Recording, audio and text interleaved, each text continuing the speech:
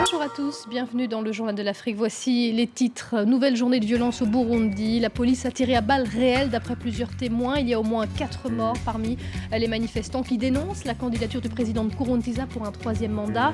Un juge de la Cour suprême qui doit se prononcer justement sur cette validité de cette candidature dit avoir fui le pays subissant trop de pression.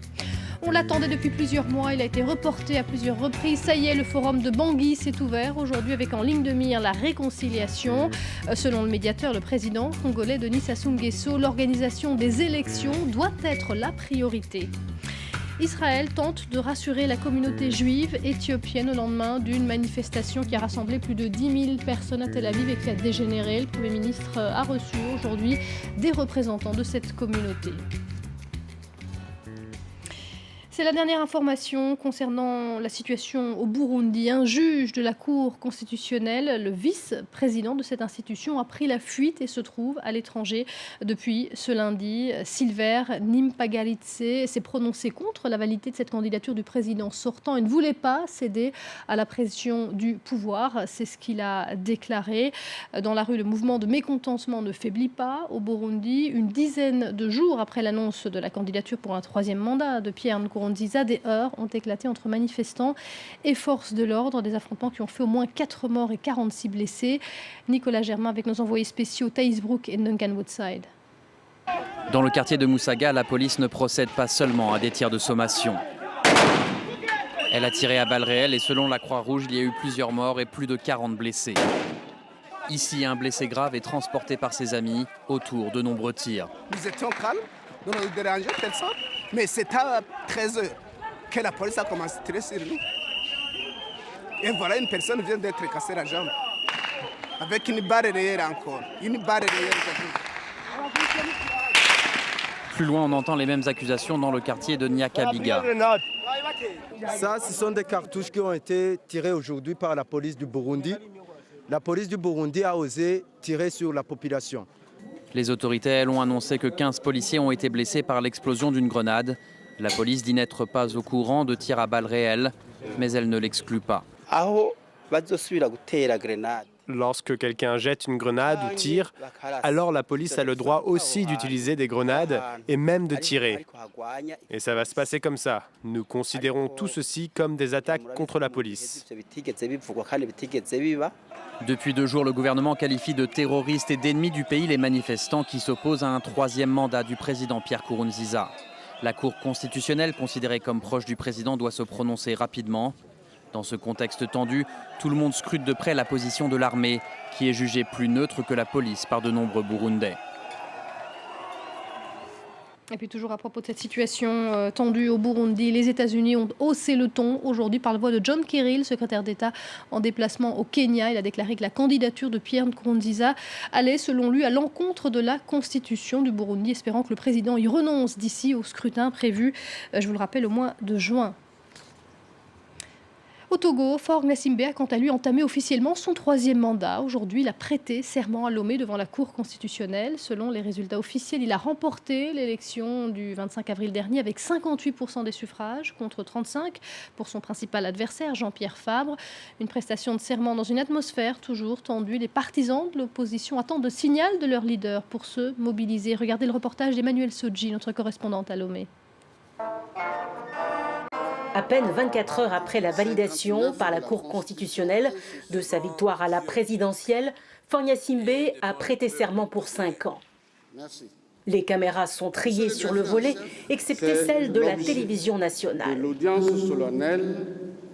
Plus au sud de la capitale, l'ambiance est à la contestation.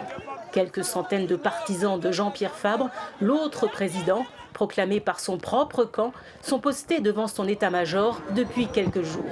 Alors que le chef de file de l'opposition a appelé à la mobilisation par la rue, toujours pas de manifestation en vue. Donc on attend son accord pour mobiliser. On ne peut pas sortir dans les rues comme ça. Il nous a dit de ne pas sortir, de rester à la maison. La coalition de l'opposition a déclaré Jean-Pierre Fabre président, avec un peu plus de 52% des voix. Mais 40% des procès-verbaux, qu'elle juge litigieux, ont été mis de côté. Reste que l'opposition n'a déposé aucun recours, ni publié la totalité de ses propres résultats sur l'ensemble du pays. Elle dénonce une cour constitutionnelle aux ordres du pouvoir. On s'y attendait. Ils sont allés dans la précipitation pour annoncer les résultats provisoires suivis de la validation par la Cour constitutionnelle. Et on se demande comment se fait-il que la Cour constitutionnelle n'ait pas réagi suite à la proclamation provisoire des résultats par la CENI.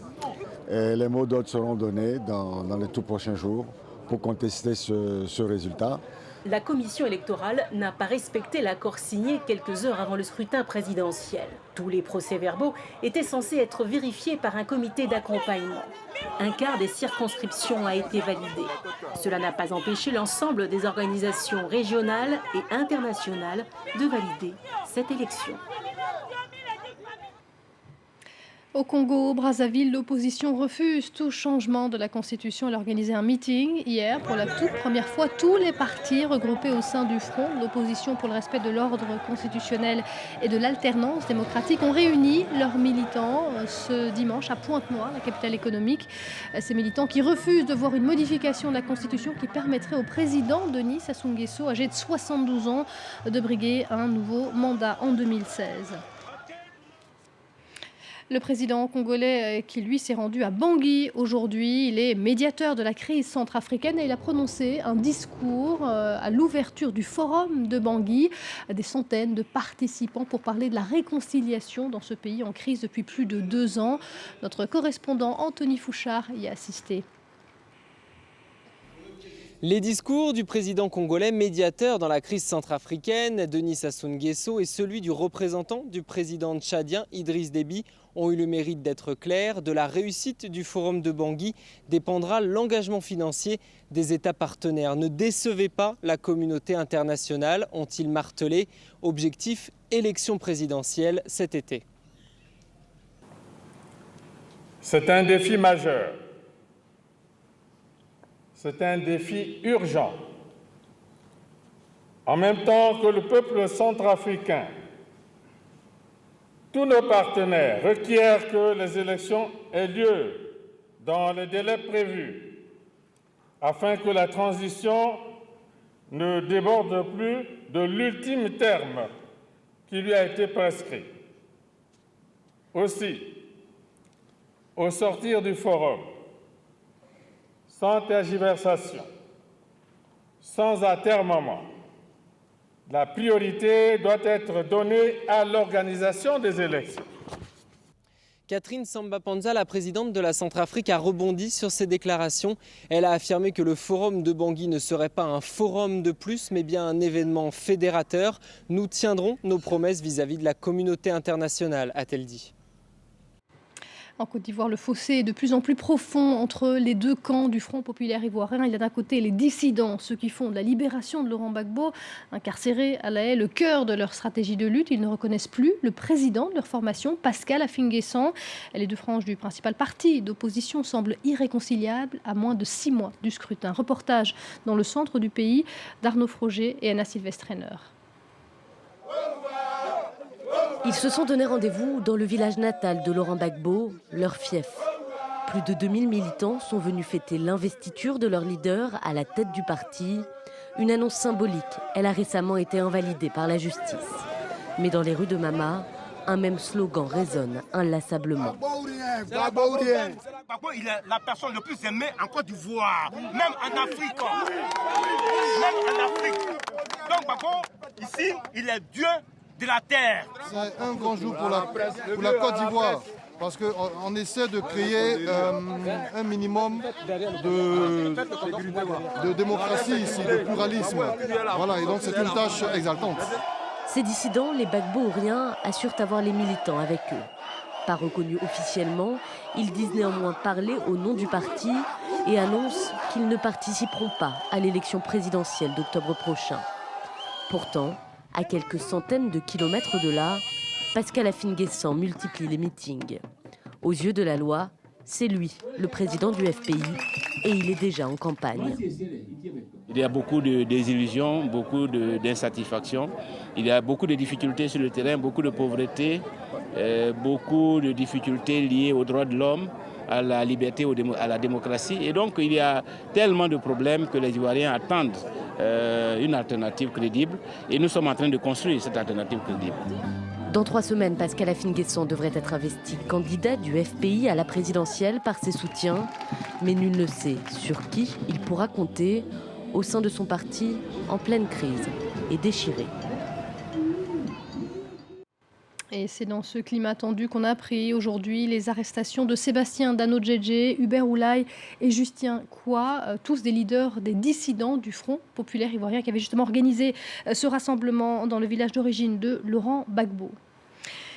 Ils ont émigré en Israël il y a souvent des décennies. Ils y ont fait leur alia. Les Juifs originaires d'Éthiopie expriment leur colère. Les autorités israéliennes ont tenté toute la journée de les apaiser au lendemain des plus violentes manifestations jamais organisées par cette communauté.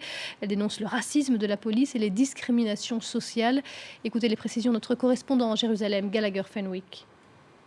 La réunion qui s'est tenue ce lundi après-midi dans le bureau du Premier ministre israélien Benjamin Netanyahou à Jérusalem devait servir à faire baisser les tensions qui durent depuis 5 jours. 5 jours de manifestations entre Tel Aviv et Jérusalem qui ont vu parfois des affrontements entre des membres de la communauté éthiopienne d'Israël et les forces de sécurité de l'autre côté. Le Premier ministre israélien Benjamin Netanyahou a rencontré donc des membres de cette communauté, leur a promis de se battre contre les discriminations, le racisme dont ces Éthiopiens, ces Israéliens d'origine éthiopienne se disent victimes. Il a notamment rencontré une personne très importante, ce jeune soldat israélien d'origine éthiopienne que beaucoup ont vu se faire tabasser dans une vidéo très largement circulée sur la toile, à la télévision israélienne, tabassé par des policiers israéliens en uniforme. Ce dernier a demandé au Premier ministre israélien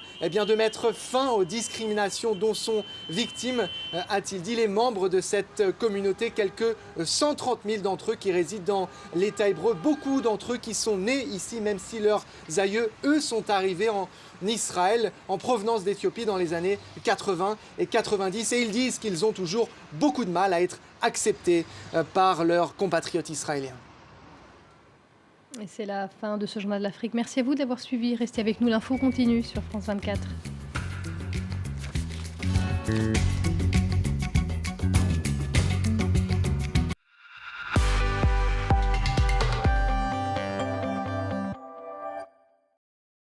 Vous avez remarqué, comme petit à petit, le monde change? Les contacts sont maintenant des amis. Et l'information, des hashtags. Le noir est maintenant presque vert. Le ciel, un terrain de jeu. Le numérique est maintenant physique. Et notre anatomie, une technologie. Chacun de nous, une source d'énergie. Et GDF Suez est maintenant Engie, car le monde change et avec lui, toutes nos énergies. Tiens, il y a du sourire dans l'air. C'est beau un sourire. C'est le signe de l'émerveillement. C'est le signe du bonheur. Il se donne aux inconnus comme à ses plus vieux amis. Il y a le sourire d'une rencontre, celui un peu gêné. C'est reposant de sourire, et parfois ça nous donne l'impression d'être une star. Le sourire nous rapproche tous. Voilà pourquoi nous mettons tant d'énergie à les faire naître sur vos visages. Nous sommes Brussels Airlines. Notre destination, votre sourire.